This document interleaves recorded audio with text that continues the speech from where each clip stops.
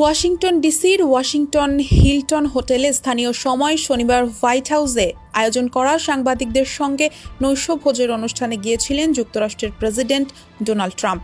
তবে সে অনুষ্ঠান চলাকালে গুলির শব্দ শোনা গেছে। সঙ্গে সঙ্গেই ট্রাম্পকে দ্রুত সরিয়ে নেওয়া হয়। শনিবার সন্ধ্যায় ওয়াশিংটন হিলটন হোটেলের বলরুমে বার্ষিক এই আয়োজন শুরুর আগে প্রেসিডেন্ট ট্রাম্প ও ফার্স্ট লেডি উপস্থিত ছিলেন। এ সময় বাইরে থেকে গুলির শব্দ ভেসে এলে অনুষ্ঠানে আতঙ্ক ছড়িয়ে পড়ে। ঘটনাস্থল থেকে পাওয়া ভিডিওতে দেখা যায় ট্রাম্প হোটেলের ব্যাংকুয়েট হলে ডিনার টেবিলে বসেছিলেন। তখন হঠাৎ একটি বিকট শব্দ শোনা যায়। এরপরই তার নিরাপত্তা বাহিনী তাকে ঘিরে ধরে। ট্রাম্প ও ফার্স্ট লেডি মেলানিয়া ট্রাম্প দুজনকেই মঞ্চ থেকে সরিয়ে নেওয়া হয়। একটি সূত্রে জানিয়েছে দুজনেই সুস্থ আছে। এএফপির খবরে প্রত্যক্ষদর্শীদের বরাতে জানানো হয়েছে তারা ধারণা করছেন এগুলো গুলির শব্দ।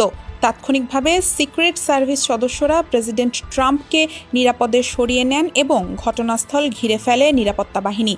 ঘটনার পর যুক্তরাষ্ট্রের সিক্রেট সার্ভিস ও স্থানীয় আইনশৃঙ্খলা বাহিনীর প্রশংসা করেন ট্রাম্প। তিনি বলেন তারা দ্রুত ও সাহসিকতার সঙ্গে পরিস্থিতি মোকাবিলা করেছে।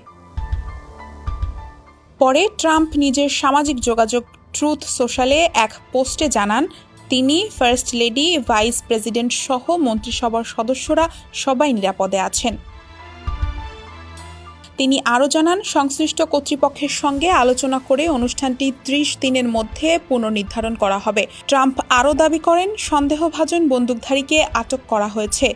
যদিও তিনি অনুষ্ঠান চালিয়ে যাওয়ার পক্ষে মত দিলেও চূড়ান্ত সিদ্ধান্ত আইনশৃঙ্খলা বাহিনীর ওপরই ছেড়ে দিয়েছেন। ডেস্ক রিপোর্ট, সমকাল।